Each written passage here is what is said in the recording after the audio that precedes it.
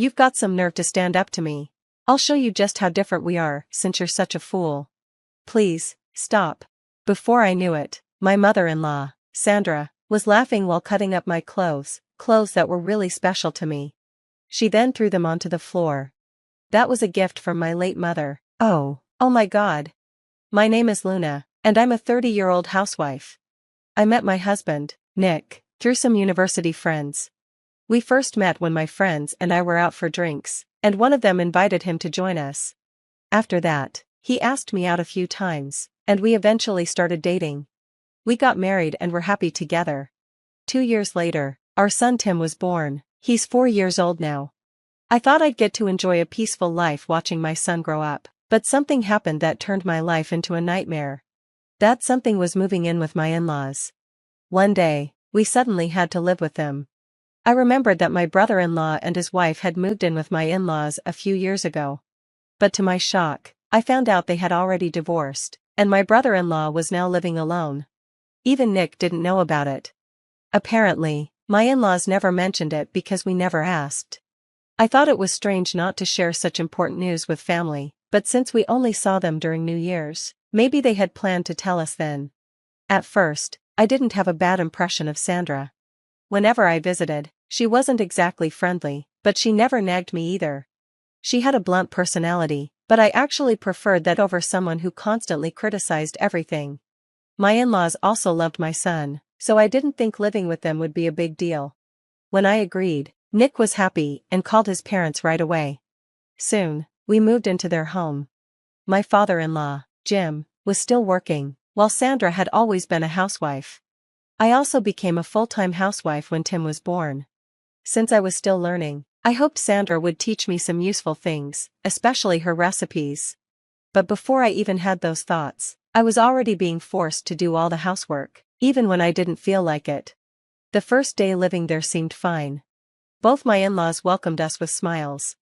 That night, we had a big meal to celebrate. But the very next morning, Sandra's attitude completely changed.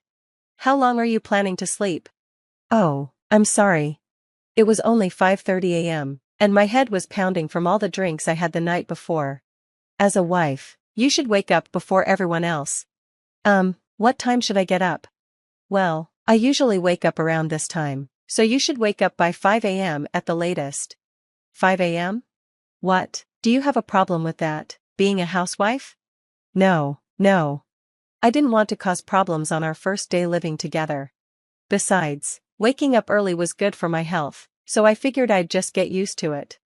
Well then, start making lunch for Jim and Nick. Yes, I understand. I started cooking as usual. What are you doing?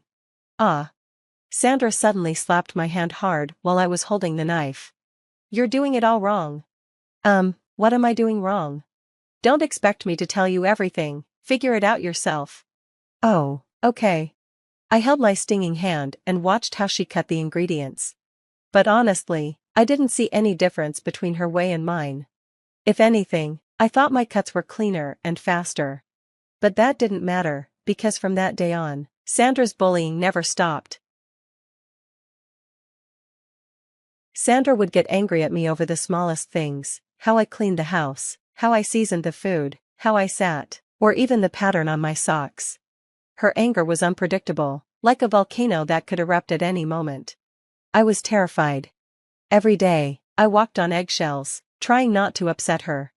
It was so stressful that I finally told my husband about it. But he completely missed the point. Mom is just trying to help you, you should be grateful. No matter how much I explained, he wouldn't listen. He thought I was just complaining. At some point, I started to bottle up my feelings. I convinced myself that if I just endured it, things would be fine. If I stayed quiet, the house would stay peaceful. All I had to do was be patient. 3 years passed like this. Sandra kept bullying me, but since I always apologized, she wasn't as harsh as before. But then, something terrible happened. Something I never expected. It happened in the living room when my son, Tim, was with Sandra and me. Tim wanted to watch a cartoon and asked Sandra if he could change the channel. But Sandra refused because she was watching her show. Tim frowned slightly but said, "Okay." Sandra didn't let it go. Hey, Tim, what was that face you just made? Huh? You frowned, didn't you? Then she said something shocking. I am the second highest authority in this house after my husband, Jim. You and your mother are the lowest. You are in the weakest position, so how dare you frown at me? Tim started crying. You're a boy, and you're crying? How pathetic. I'll teach you a lesson. She raised her hand to slap him. Stop, please stop. I pushed Sandra away. You dare lay a hand on Tim? Sandra looked shocked for a moment. Then her face turned red with rage. Do you realize what you've just done? She stormed off. A few moments later, she returned, holding my clothes and a pair of scissors. A terrible feeling washed over me. Sandra, you've got some nerve to challenge me. I'll show you the difference between you and me since you are such an idiot. Please, stop it. Sandra started laughing as she cut up my clothes that meant so much to me. Then she threw them on the floor. Those clothes were a gift from my late mother. Oh my God. I picked them up, tears streaming down my face.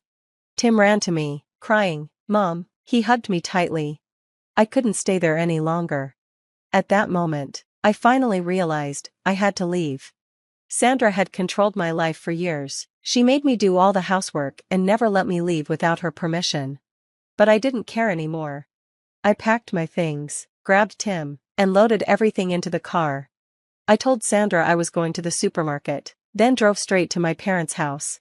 My dad, Sean, my brother, Jeremy, and his wife, Gwen, all lived there.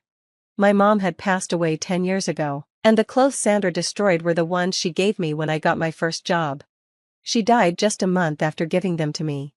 They were my last connection to her. When my family saw the torn clothes and heard what I had been through, they were furious.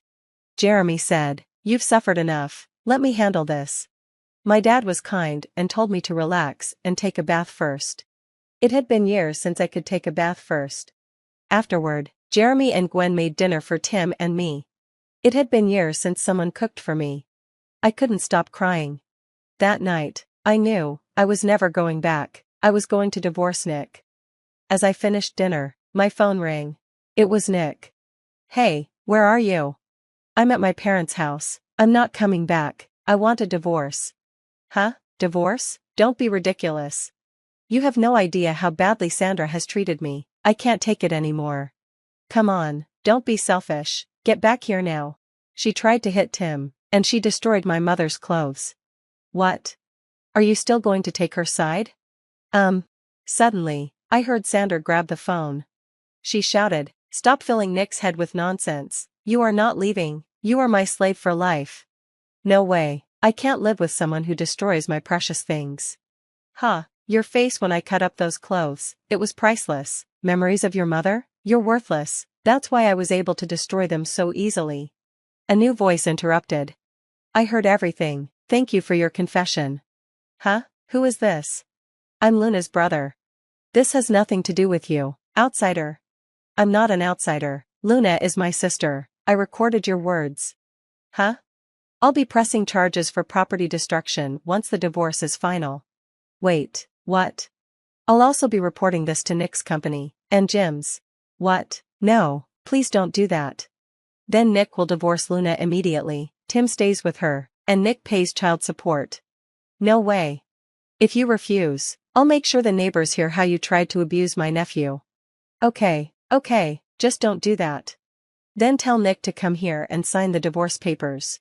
And just like that, Jeremy forced Nick to agree to the divorce. A few days later, I sat in a cafe with Jeremy, waiting for Nick. He arrived alone, looking awkward and uneasy. Without much hesitation, he signed the divorce papers. Well then, we'll file these, Jeremy said. Nick hesitated. You won't report this to my company, right? I won't report you or Jim's company, Jeremy assured him. Nick let out a relieved sigh and left the cafe. And just like that, the divorce was finalized. Nick also paid the full child support amount up front. That's one step done. Now, let's move on to the real plan, Jeremy said with a smirk. Following his advice, I filed a lawsuit against Sandra for destruction of property and demanded alimony. Then, I personally reported everything to Nick and Jim's workplaces.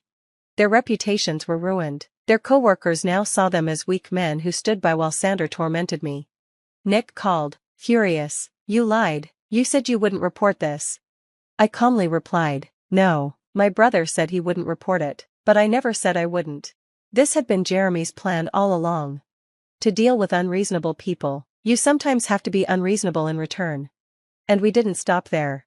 Word spread throughout their neighborhood about Sandra's horrific behavior.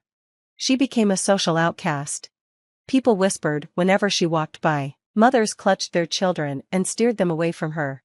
Over time, Sandra became depressed and withdrawn, too ashamed to step outside. It felt good to finally get justice. Meanwhile, I moved back home, found a new job, and embraced my new life as a single mother. At home, Jeremy, Gwen, and my retired father took care of Tim, showering him with love and support. Tim thrived in this warm and happy environment. I couldn't thank Jeremy enough. Someday, when I've saved up enough, I'd love to take my whole family on a well-deserved trip.